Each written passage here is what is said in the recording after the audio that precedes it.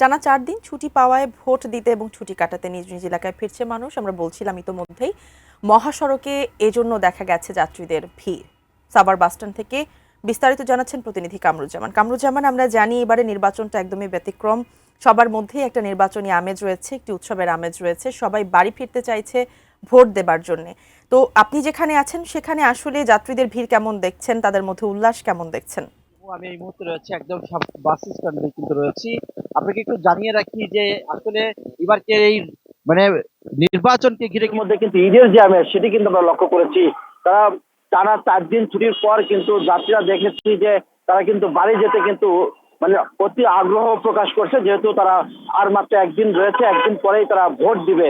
এই ভোটের কারণে তারা দীর্ঘ সময় কিন্তু রাস্তায় দাঁড়িয়ে থেকে কিন্তু তারা এই ভোট দেবে, যে কারণে কিন্তু তারা এই দুর্ভোগ পোহাচ্ছে। আমরা একটু কথা বলেছি এখানকার যারা যাত্রী, তাদের সাথে কথা বলেছি, তারা আমাদেরকে জানিয়েছে যে তারা ভোট দিতে কিন্তু বাড়িতে যেতে চায় এবং যাওয়ার জন্যই কিন্তু তারা রাস্তায় এসেছে, কিন্তু তারা 3 ঘন্টা 4 ঘন্টা কিন্তু রাস্তার মধ্যে দাঁড়িয়ে রয়েছে বাসের অপেক্ষায়। তারা বাস পাচ্ছে না এবং ভাড়াও কিন্তু দ্বিগুণ গুনতে হচ্ছে।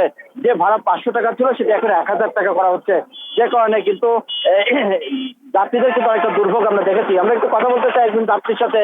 যে আপনি তো কোথায় যাচ্ছেন, আপনি ভাড়া কত চাচ্ছে আর কি কতক্ষণ ধরে দাঁড়িয়ে আছেন রাস্তায়? আমি রাস্তায় দাঁড়িয়ে আছি প্রায় 3 ঘন্টা যাবো। আমি যাবো বগুড়াতে। বগুড়া ভাড়া 550 টাকা, এখন দ্বিগুণ পরিমাণ চাচ্ছে, তাও বাস নাই।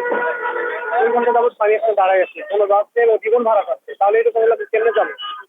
যেমনটি শুনছিলেন যে এই যে আসলে ভাড়া দ্বিগুণ হলেও কিন্তু তারা এই এই নির্বাচনকে কেন্দ্র করে তারা কিন্তু বাড়ি যেতে চায়, তারা সেই কাঙ্ক্ষিত ভোট সেটি কিন্তু তারা দিতে চায়।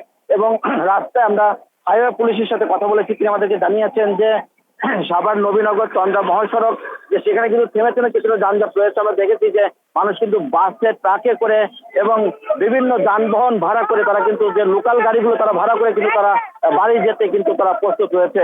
তো সবকিছু মিলিয়ে কিন্তু এই নির্বাচনকে যে ঈদের যে একটা আমেজ সেটি কিন্তু আমরা লক্ষ্য করেছি এই যাত্রীদের মধ্যে, যা তারা কিন্তু অনেক কষ্ট দুর্ভোগ নিয়ে কিন্তু তারা এই নির্বাচনে ভোট দিতে চায় বলে তারা আমাদেরকে জানিয়েছে। এই ছিল সর্বশেষ আমার কাছে সবার বাজার বাস স্ট্যান্ড থেকে।